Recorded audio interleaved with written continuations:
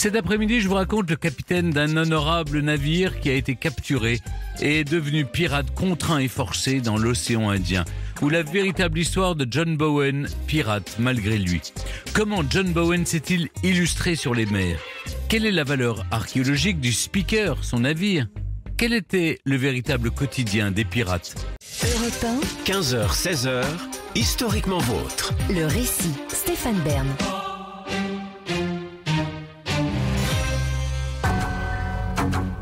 Nous sommes le 16 avril 1700 au nord-ouest de Madagascar, plus précisément dans la baie de Métlage, aujourd'hui Majamba.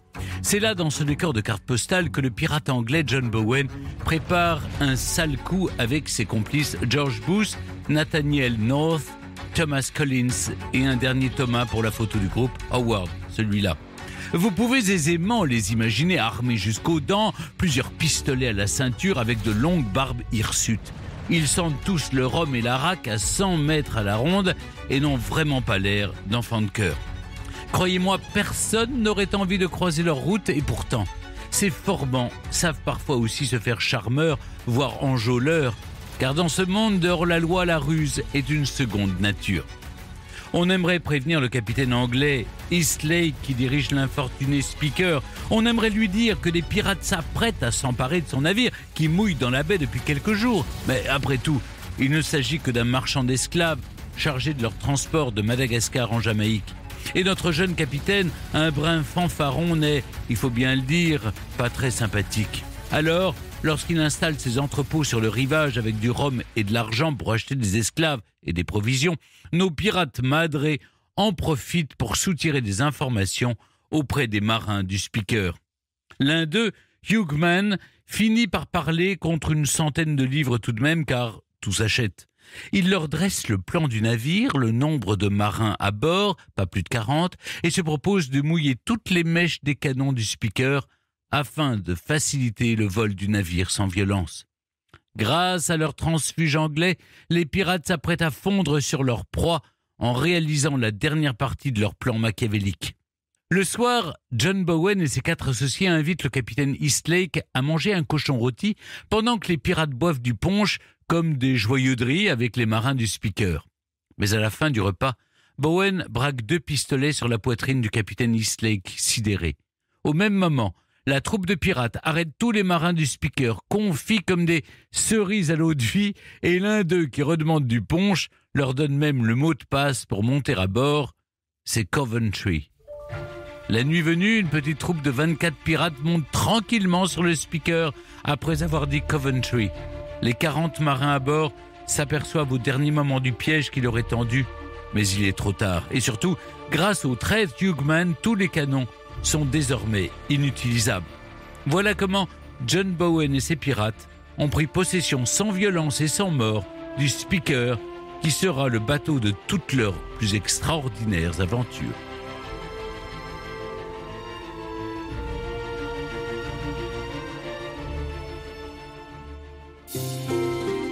Le pirate George Booth, le complice de John Bowen, est élu nouveau capitaine du Speaker.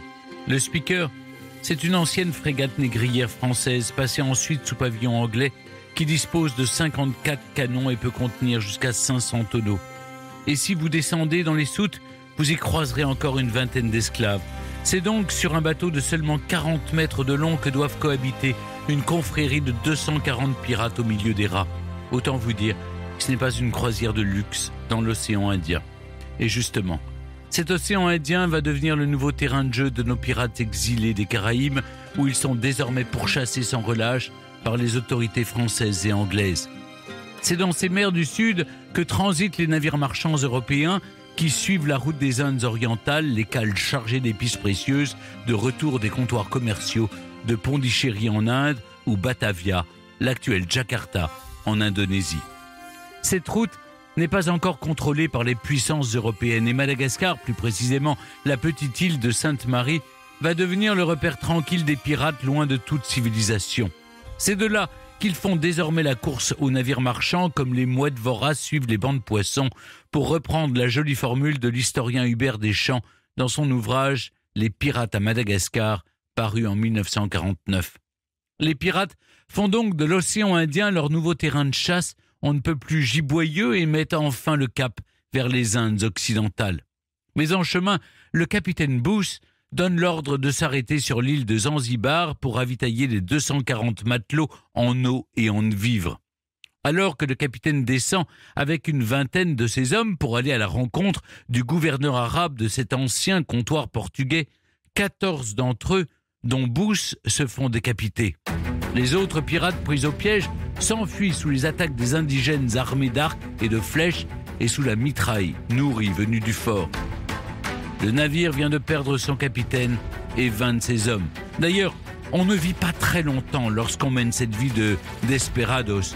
Entre la potence, les naufrages, les combats, la fièvre, les duels, la boisson et les orgies, les empoisonnements ou les massacres par les indigènes, même les hommes les plus endurcis finissent par tomber.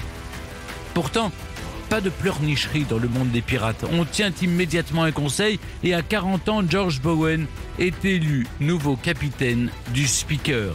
Oui, mais un peu par défaut quand même. Dans l'équipage, on aurait préféré voir le valeureux second de Booth, rescapé des Arabes, prendre les commandes, mais ce dernier a refusé le poste. Et tout le monde sait que Bowen avait conseillé de ne pas s'arrêter à Zanzibar, ce qui était perçu par beaucoup comme un signe de faiblesse très mal vu des Forbans.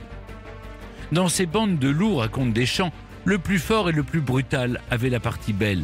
Car il faut comprendre que le pirate, c'est avant tout un dur à cuire, un meneur d'hommes et surtout une personnalité qui méprise la mort et ne connaît pas la peur. Bowen, lui, était encore à cette époque un pirate de fraîche date, et on pourrait même dire un pirate malgré lui, car 2 ans auparavant, ce marin originaire des Bermudes était encore le capitaine d'un honorable navire de commerce entre Charleston sur la côte est américaine et les Antilles. Mais c'est au cours de l'un de ses voyages qu'il se fait capturer par le pirate français Julien Forget, qui avait besoin d'un nouveau pilote car le sien venait de mourir. Voilà comment l'infortuné Bowen s'est retrouvé à Madagascar, but de l'Odyssée des pirates. Et durant ce périple, les Forbans français, souvent ivres, jouent avec les prisonniers anglais comme des chats avec des souris. Ils s'amusent même à leur tirer dessus. Plusieurs furent ainsi tués de sang-froid, en guise de divertissement. Vous l'avez compris, le nouveau capitaine du Speaker a effectué son stage de commando pirate avec succès, mais il doit encore faire ses preuves pour éviter d'être déposé comme un vulgaire colis sur une île déserte. C'est ce qui se passe souvent lorsque l'équipage d'un bateau pirate se rend compte que leur capitaine ne tient pas la route. À bon entendeur, salut. Heureusement, celui que les connaisseurs du genre ont classé parmi l'assemblée des bons pirates moyens va pourtant faire ses preuves sur la côte ouest de l'Inde. Bien sûr, John Bowen n'a pas atteint le légendaire statut d'Edward Teach, plus connu sous le nom de Barbe Noire, ou encore celui de Jack Rackham, mais il va devenir un pirate international, à l'image de ces nomades des mers qui voient déjà le monde comme un village.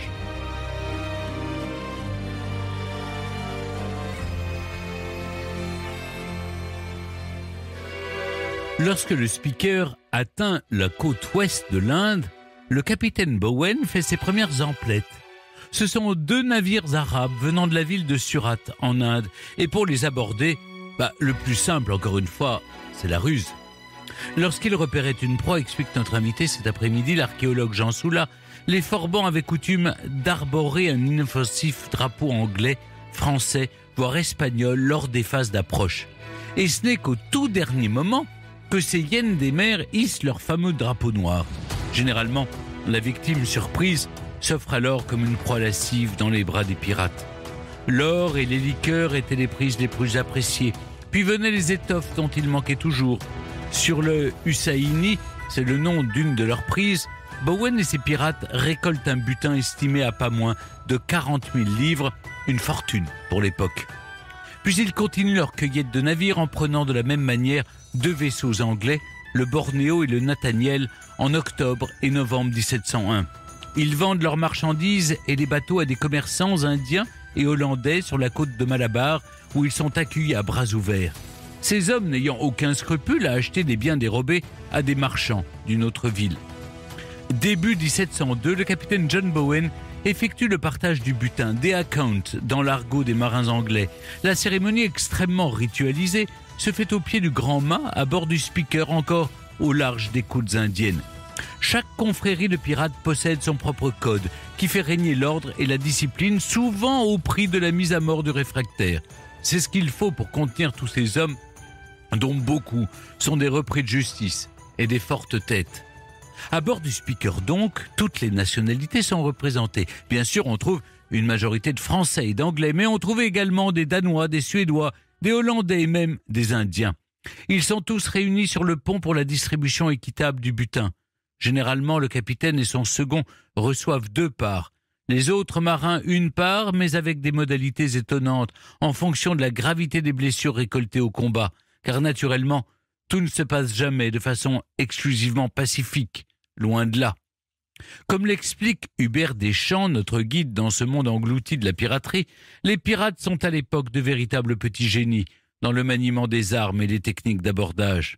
Sur le pont, c'est la mêlée hurlante, confuse, encore à corps, pressée dans un espace étroit, traversée de cris des blessés, des râles des mourants que l'on piétine. Parfois les sabres s'ébrèchent, les pistolets n'ont plus de poudre, on se tue avec ce qu'on trouve, on fait sauter les crânes à coups de barre de fer, écrit-il.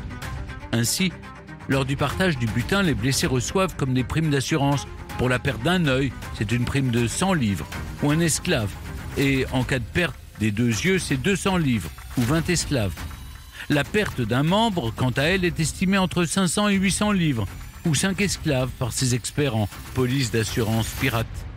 Les butins sont très rarement enterrés par les forbans, car chaque pirate sait que sa vie est courte et préfère souvent dépenser rapidement ses gains dans le but de se divertir. Généralement, après le partage du butin, c'est le début d'une orgie sans commune mesure qui règne à bord, où le rhum et les alcools forts coulent à flot. Sur le chemin du retour vers leur repère de Madagascar, les marins du Speaker ne dérogent pas à la tradition. Mais comment ces ivrognes vont-ils affronter le violent cyclone qui s'annonce dans la région des Mascareignes ?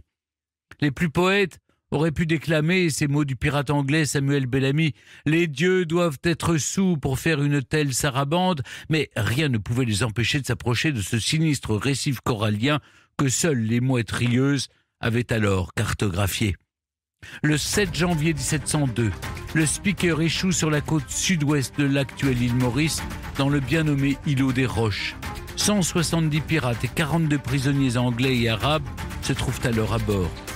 John Bowen a laissé un témoignage de ce naufrage et raconte « Notre retour vers Madagascar, perturbé par des vents contraires et avec un équipage d'ivrognes, s'effectuait un peu à la diable. Puis dans la soirée, se croyant loin de toute terre, Bowen ressent comme un énorme coup de bélier. Les mâts se fendirent sous la violence du choc et une pluie de haubans, de poulies et de drisses s'abattit sur le pont. Dans d'abominables craquements, le bateau se mit à s'incliner et une mer rugissante s'engouffrait dans ses entrailles, écrit-il. Le capitaine Bowen prend alors son porte-voix dans une main et sa hache d'abordage dans l'autre en criant aux matelots d'embarquer dans des radeaux de fortune avec des armes et des munitions plutôt qu'avec leur butin. Guidés par une faible lune voilée, raconte Bowen, nous réussîmes à ramer jusqu'à la côte, où nous arrivâmes transis et affaiblis, mais tous miraculeusement vivants. Les pirates rescapés dressent alors un campement de fortune sur la plage. L'un de leurs premiers réflexes est de faire sécher la poudre de leurs armes autour d'un grand feu. Le lendemain, les vagues ont déjà ramené sur la plage des vestiges du naufrage et un coffre rempli d'or. Alléluia. Ils partent sauver le reste de la cargaison sur l'épave coincée contre le récif dans seulement quelques mètres d'eau. Puis John Bowen et un petit groupe de pirates s'enfoncent dans l'île, avançant à l'aveugle à travers la végétation luxuriante lorsqu'ils se retrouvent nez à nez avec des soldats hollandais. Le gouverneur hollandais de l'île Maurice, Olof Doedati, voit arriver la délégation de Bowen la gorge serrée. Il ne dispose que de 52 soldats qui ne feront pas le poids face aux 170 pirates armés jusqu'aux dents qui viennent de débarquer. Le calcul du gouverneur est vite fait. Il n'a pas d'autre choix que de les accueillir à bras ouverts et les autorise à s'installer en attendant de pouvoir reprendre la mer le plus vite possible. Deodati, en privé, enrage. Ces 170 scélérats sont puissamment armés et très habitués au combat et au massacre, explique-t-il. Ils peuvent aisément s'emparer de l'île et tous nous anéantir, avant de conclure lucidement Au vu de nos faibles ressources, nous ne pouvons les attaquer de front et avons donc résolu de leur donner toutes les vivres qu'ils réclament. Naturellement, les pirates ne se font pas prier pour mener la belle vie en profitant des largesses du gouverneur. On les voit déjà coloniser les quelques tavernes de l'île en buvant de l'arak et en jouant aux cartes. Mais le 4 mars 1702, le gouverneur finit par leur vendre contre 2500 piastres sauvés du naufrage un sloop nommé Vliegentart, alias le cœur volant. C'est avec cette embarcation rapide à un mât qu'ils reprennent finalement la mer le 24 mars 1702, après presque 3 mois passés sur l'île. Ils laissent derrière eux les prisonniers anglais et arabes, ainsi que l'épave du Speaker.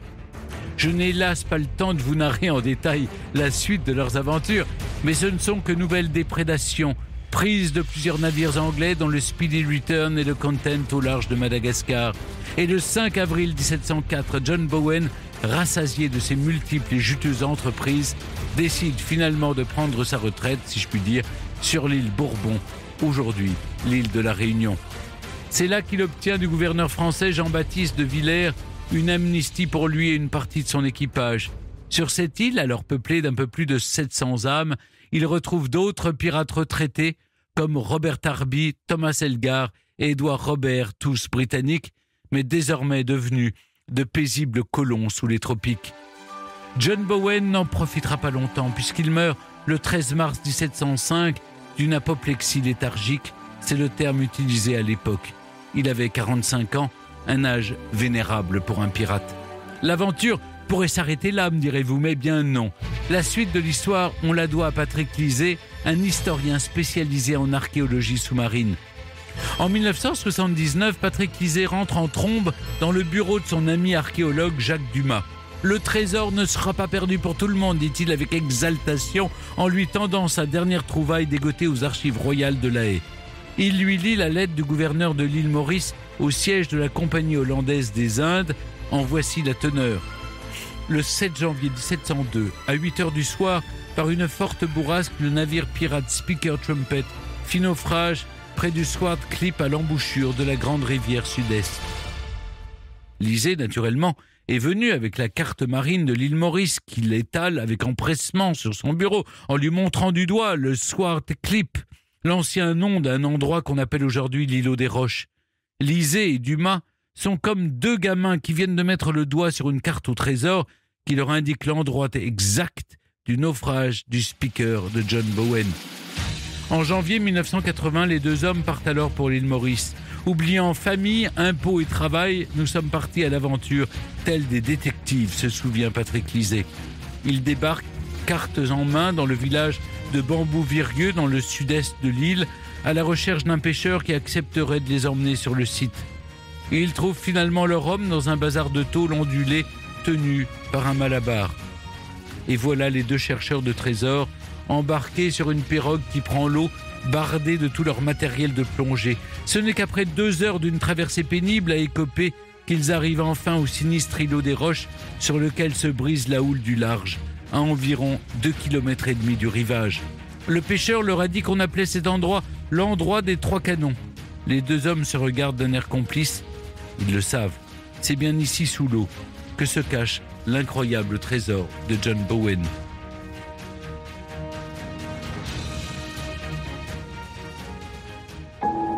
Leur première plongée est décevante et ils ne retrouvent aucune trace de l'épave. Ce n'est qu'au bout de la 3e plongée exploratoire qu'ils tombent enfin sur une ancre gigantesque à laquelle ils doivent s'agripper pour ne pas se laisser emporter par les forts courants marins. Puis, dans une infructuosité, Patrick Lisée tombe sur une statuette de bronze probablement volée par les pirates de Bowen. Les jours suivants, il passe le secteur au peigne fin et découvre 2 autres ancres et 34 canons de différents calibres éparpillés sur 150 mètres de long. Leur recherche s'effectue à quelques mètres de profondeur sur le plateau corallien et ce n'est pas un avantage, explique Lisée, car la terrible houle du large balaye le fond en permanence et nous avec. Les deux hommes obtiennent l'autorisation officielle de fouiller l'épave en octobre 1980 pour 3 mois d'intenses recherches sous-marines. Ils trouvent naturellement un nombre incroyable de boulets de canon, de balles de mousquet en plomb, mais aussi, grâce à leur détecteur de métaux, des pièces d'or ou d'argent et même des lingots d'or découpés à la lame lors du partage du butin. La structure du bateau en bois naturellement disparue, dévorée par la houle et le taret, ce petit mollusque marin en forme de verre qui raffole du bois. Mais le soir, Patrick fait le point sur les objets retrouvés. Des ducats et des sequins en or, des piastres espagnols, des thalers hollandais, une pièce autrichienne en argent, des pièces de l'Inde et du Yémen, des agates, des grenats. Oui, ils ont bien retrouvé une partie du trésor du Speaker. Et d'autres fouilles suivront, remontant perles, boutons, fragments de pipes, bagues et bracelets, un compas de navigation et même des restes de porcelaine chinoise. En tout, 1752 objets, dont une grande majorité est exposée au musée de Mahébourg, sur l'île Maurice. Le Speaker de John Bowen n'a pas encore livré tous ses secrets, mais cette histoire est le témoignage, pour reprendre les mots de l'historien de l'Afrique Hubert Deschamps, de ce peuple violent, tragique, futile, éphémère, comme le sont les tempêtes et comme le destin des hommes. Un peuple singulier, né de la mer et d'un rêve brutal, peuple libre, retranché des autres sociétés humaines et de l'avenir, sans enfants et sans vieillards, sans maison et sans cimetière. Un peuple pour qui l'atrocité était un métier, la mort une certitude du lendemain et tout instant de vie, un dernier sourire de la fortune.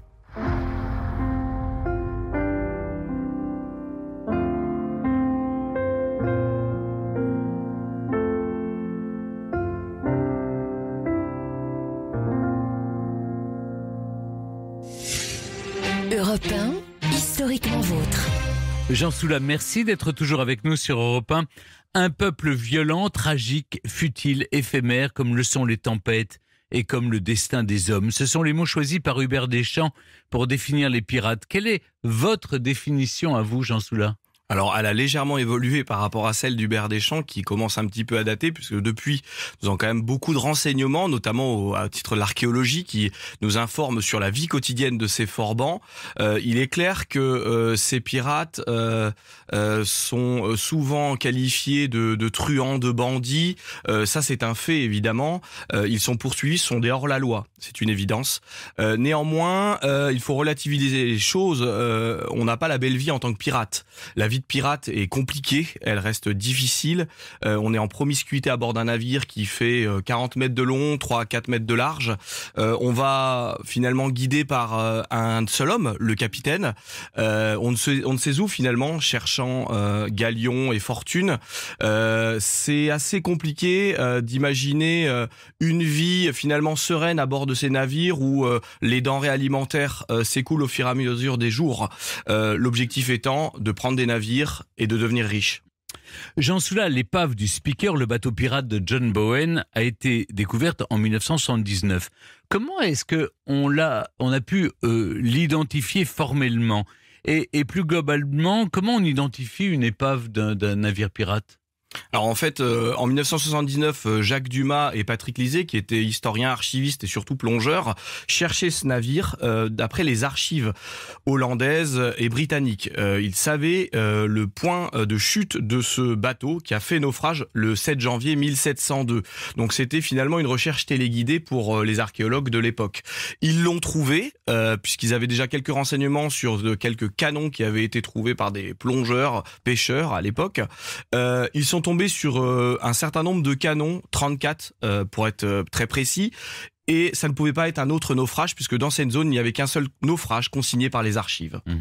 Lorsque l'on parle d'identifier un navire quel qu'il soit, pirate ou non, il y a plusieurs informations à corréler, ça prend parfois des dizaines et des dizaines d'années avant de savoir quel type de navire on va avoir. Surtout que pour le Speaker, nous n'avons pas de coque du navire. Et c'est un naufrage très atypique, vu que nous avons ces canons et ces ancres qui sont distancés sur 200 à 300 mètres de long et qu'on n'a pas de coque. Donc c'est un Parce naufrage. que la coque, il faut le rappeler, a été mangée par un parasite, le corail mort qui a recouvert entièrement finalement le site, et on se retrouve avec des canons qui ont été disséminés jetés par-dessus bord par l'équipage pour éviter le naufrage, malheur à eux, et la faible profondeur de la mer, 3 à 4 mètres de profondeur, ce qui est relativement peu, a finalement fini par faire chuter le navire jusqu'à ce qu'il se penche sur le côté et reste là. Les pirates ont pu rejoindre la côte. Mais du coup, ça donne un site atypique qui est pas sur 30 ou 40 mètres de long comme on pourrait l'avoir pour n'importe quelle épave. Donc il y a tout un travail de collecte des informations qui doivent être fait par les chercheurs et les archéologues. Vous êtes l'un des rares archéologues spécialistes de la piraterie. Vous avez vous aussi exploré l'épave du Speaker une dizaine de fois. Quelles sont ses particularités ? Alors justement, lorsqu'on a mis notre mission en place en novembre 2021, et puis j'y suis retourné très, très récemment en décembre dernier, on a pu voir le caractère assez exceptionnel de cette épave archéologique pirate. Il faut quand même imaginer qu'on a 8 bateaux pirates découverts dans le monde, à la fois par l'histoire, les archives et l'archéologie, ce qui est relativement peu. Donc quand on plonge sur le Speaker, on est content, parce qu'on est heureux de pouvoir imaginer travailler sur un de ces rares vestiges de la piraterie. Et en fait, on retrouve ces canons qui sont parfois regroupés, qui sont parfois cassés. D'ailleurs, on a trouvé des canons qui n'étaient plus utilisables à l'époque, c'est-à-dire qui ont été mis en fond de cale pour servir de poids dans le navire. Et puis on a retrouvé aussi des boulets de canon, c'était assez rare finalement, dans tout ce corail, cette croûte de corail qui recouvre l'ensemble du site. Parmi ces gros éléments, cette artillerie, ces ancres, on retrouve des perles, des petites perles de Venise. On a retrouvé des pièces de monnaie en or et en argent, une quarantaine d'ailleurs, ce qui n'est pas là le grand trésor pirate. Oui. Évidemment, le trésor pirate à bord des navires dépend aussi du naufrage. Et là, les pirates de Bowen ont pu retourner sur l'épave pour récupérer leur trésor et ensuite l'échanger avec la colonie hollandaise sur place. Et justement, vous avez replongé en décembre 2023. Vous avez trouvé de nouvelles choses ? Oui, des boulets de canon et surtout des nouveaux canons qui étaient recouverts sur le site par un banc de sable en fait. Le site est extrêmement difficile à plonger, il faut imaginer qu'on est ballotté. Quelques jours, on peut y aller que quelques jours par an, c'est un ça ? mois par an tout cumulé. Donc c'est quand même extrêmement peu. On est à 3-4 mètres de profondeur, donc on se dit oui, super, à l'île Maurice, on a de la visibilité, 10 mètres de visibilité pour voir les objets et les vestiges, certes, mais on est à l'extérieur de la barrière de récif corallien. Et de ce fait, c'est extrêmement difficile de pouvoir y plonger. On est ballotté 3 mètres par la houle sous-marine. Il faut s'accrocher aux vestiges, aux canons et aux ancres pour pouvoir travailler, prendre des mesures, etc. et retrouver des petites perles, des petites balles de pistolet. C'est vraiment l'aventure aussi pour nous, archéologues, quand on plonge sur cette épave. Depuis les années 1980, plus de 1700 objets ont été retrouvés sur le site archéologique du Speaker.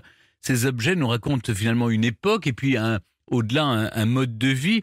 C'est comme une capsule temporelle, en fait. Exactement. Et moi, c'est vraiment l'étude des objets qui me fascine. Le site en lui-même est extrêmement intéressant, on l'a dit. Mais les objets nous racontent une histoire différente pour chaque objets accumulés, capturés par les pirates. On a 40 monnaies, on l'a dit tout à l'heure, qui viennent de 20 pays différents. Faut imaginer les collectes, les prises, les captures, les abordages, les guerres et les batailles navales que tout ça a engendré aussi pour capturer ces éléments-là et qui se retrouvent encore aujourd'hui sous le corail, sous des canons et que les archéologues peuvent encore étudier. Quels sont les objectifs des prochaines campagnes des prochaines missions de fouilles sur le site du Speaker? Alors la prochaine fois vraiment, on va s'affairer vraiment à travailler sur ce banc de sable qui recouvre et découvre finalement des vestiges archéologiques, notamment les canons, et éventuellement essayer de l'aspirer pour le rejeter un peu plus loin pour nous livrer de nouveaux éléments. C'est dans cette zone-là notamment qu'on a retrouvé le seul canon en bronze du Speaker et qui pouvait nous renseigner sur les prises qui ont été faites par l'équipage de John Bowen. Jean Soula, l'imaginaire autour de la piraterie est largement nourri par la littérature et le cinéma qui véhiculent un certain nombre de clichés. Dans votre livre Pirate, paru aux éditions Elisio, vous vous attachez à déconstruire un certain nombre d'idées reçues. On va en mentionner quelques-unes. Commençons par le fameux Jolly Roger, le drapeau noir à tête de mort. Tous les bateaux pirates l'arboraient-ils ? Alors non, pas systématiquement, mais ça c'est la réalité vs fiction. Mais il est vrai qu'il a existé. Il a existé. D'ailleurs, quand on voit sur des tricornes, sur des boutons de veste ou des entrées de coffre au trésor, ce fameux Jolly Roger, là on est dans le fantasme complet. Il n'est affiché non pas sur les voiles, mais uniquement sur le pavillon. Parfois ça pouvait être sur fond rouge ou sur fond noir. Chaque pirate pouvait le customiser finalement avec un crâne, des tibias croisés, c'est la version classique, mais on a Jack Rackham, notre fameux Rackham le Rouge d'Hergé, qui a réellement existé et qui lui a arboré 2 sabres croisés, et puis Edward Teach, Parlons-en. Le Barbe Noire, qui lui avait dressé un squelette sous forme de diable et qui perforait à l'aide d'une lance un cœur sanguinolent. Donc c'est assez intéressant de voir que chacun pouvait un petit peu travailler son emblème. Et son imaginaire. Tout à fait. On s'imagine les pirates avec une jambe de bois, un cache-œil aussi. Or, cette condition physique est plutôt contre-indiquée pour tout pirate qui se respecte. Il valait mieux être bon pied, bon oeil. Ah ça, le côté crochet, cache-œil et jambes de bois, c'est le classique. Il manque que le perroquet sur l'épaule finalement. Et là, tout ça, on le doit à qui? Évidemment, à la littérature du 19e siècle, Irving Washington, Edgar Allan Poe, mais surtout Robert Louis Stevenson avec L'île au trésor, qui nous décrit ce long John Silver à la jambe de bois, enfin en fait finalement à la jambe en moins, et son perroquet sur l'épaule. Tout ça est dû finalement vraiment à les univers de fiction. Capitaine Crochet évidemment par J.M. Barrie, quelques années plus tard avec le fameux Crochet. Et là, le mal entre guillemets est fait et tous nos enfants voudront se déguiser ainsi. Il a fallu finalement révolutionner la figure du pirate grâce à un personnage plutôt récent qui est Jack Sparrow de Pirates des Caraïbes, qui lui n'a ni cache-œil, ni jambe de bois, ni crochet, juste quelques perles dans les nattes. Un mot sur les fameux butins des pirates, Jean Soula. Est-ce que l'archéologue que vous êtes a espoir de retrouver des coffres remplis de pièces d'or sur une île déserte, ou est-ce que vous avez plus de chances finalement de jouer au loto et de gagner? Alors je pense que j'ai plus de chances de jouer au loto et de gagner, pour la simple raison que les pirates n'enterraient pas leur trésor. C'est l'un des clichés majeurs encore véhiculés par la littérature du 19e siècle. Ils le dépensaient en fait. Ils le dépensaient, sont des opportunistes, ils le dépensaient, ils aimaient surtout en profiter, ils vivaient très peu de temps. Barbe Noire a vécu en tant que pirate 2 à 3 ans. La plupart des mythes que l'on a autour de ces pirates finalement est totalement construit par la fiction d'aujourd'hui. Donc le trésor, c'est le trésor archéologique, il est complété finalement par de nombreux éléments, nombreuses pièces. On a des pièces de monnaie, mais pas que. Vous parliez à l'instant du pirate fictif Jack Sparrow et de Pirates des Caraïbes. C'est vrai qu'à la fin du XVIIe siècle, les Caraïbes étaient en effet un haut lieu de la piraterie, mais l'histoire de John Bowen en témoigne. Au début du XVIIIe siècle, la piraterie migre vers de nouveaux territoires, en l'occurrence l'océan Indien. Vous pouvez nous rappeler les raisons historiques qui explique cette migration? Alors en fait c'est assez simple. Les pirates officient dans la mer des Caraïbes parce que en fait c'est le lien avec les colonies d'Amérique et les nouvelles découvertes de ces territoires exotiques. Et qu'est-ce qui se passe à un moment donné? Ils sont trop gênants pour les pouvoirs en place, les pouvoirs évidemment européens, portugais, espagnols, anglais et autres. Et qu'est-ce qui se passe? On déclare la guerre aux pirates, on chasse le pirate, on met en place des consortiums pour justement les attaquer, des véritables armadas, et les pirates se sentent menacés. Alors soit ils acceptent une amnistie, qui est parfois bienvenue, évitant la corde, soit ils décident justement de migrer vers l'océan Indien pour essayer de prendre d'autres navires sur la route des Indes orientales, la route de la soie. Et ça marche plutôt bien, parce que la plupart des captures pirates, les plus impressionnantes, parfois en millions d'euros actuels, ont été faites dans cet espace géographique nouveau. Je l'ai raconté dans mon récit, de nombreux pirates ont été amnistiés par les autorités.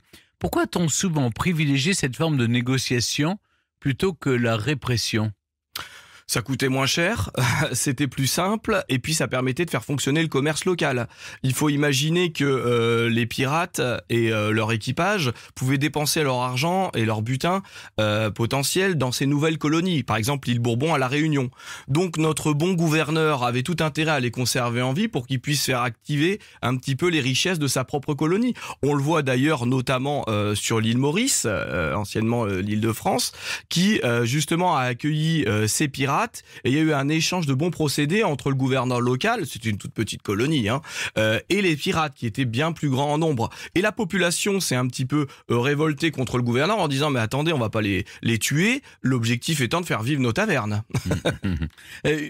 Une dernière question, Jean Soula. Qu'est-ce qui vous a conduit, vous, à vous spécialiser dans l'archéologie de la piraterie ? Alors c'est un rêve d'enfant. Je suis archéologue depuis maintenant quelques années, mais j'ai toujours eu à cœur de travailler non pas simplement sur les épaves, mais surtout sur les objets qui viennent de ces épaves, de ces sites terrestres comme l'île Sainte-Marie à Madagascar, sur laquelle nous continuons nos investigations, notamment en mai prochain. L'objectif vraiment, c'est de casser les idées reçues. On a parlé de tous ces mythes autour du pirate. C'est vraiment de revenir tout en continuant à faire rêver les gens, notamment aussi les enfants. J'ai des enfants, donc c'est important de leur expliquer, leur inculquer la réalité historique de tous ces brigands, tout en continuant évidemment le rêve et puis la passion. Et c'est ce qui m'anime au quotidien quand je travaille sur cette thématique de recherche. Et qu'est-ce que vous allez rechercher dans votre prochaine mission sur l'île de Madagascar ? Donc l'île Sainte-Marie, qui est à l'est de Madagascar, c'est une île qui renferme le seul et unique repère pirate vérifié par l'histoire et commencé par l'archéologie, puisque nous sommes déjà allés en 2022. Et nous avons toute une base de ces pirates avec éventuellement des habitations, des zones de carénage, nettoyage des bateaux, et puis surtout les épaves pirates qui ont eux-mêmes coulé dans cette baie pour contrecarrer les plans du royaume britannique et français qui voulaient reprendre la zone, puisque c'était une zone stratégique à ressources, corail, bois, eau, etc. Dans l'océan Indien, bon, c'est toujours intéressant. Et nous avons la chance vraiment de retrouver ces vestiges archéologiques, objets hôtes, notamment la porcelaine chinoise qui faisait vraiment office de butin par excellence dans cette zone de l'océan Indien. Et par ailleurs, plonger pour la première fois depuis plusieurs années sur cette épave, une épave pirate, ou en tout cas coulée par les pirates, qui va nous amener beaucoup de surprises, on l'espère. Eh ben, merci beaucoup Jean Soula de nous avoir accompagnés cet après-midi dans Historiquement Vôtre pour retracer la véritable histoire de John Bowen, pirate malgré lui, et l'histoire de son navire, le Speaker, que vous avez exploré. Je rappelle que votre livre Pirate, au pluriel, dans lequel il est l'un des héros, est paru aux éditions Alizio. Historiquement Vôtre sur Europe 1 et en podcast sur europe1.fr.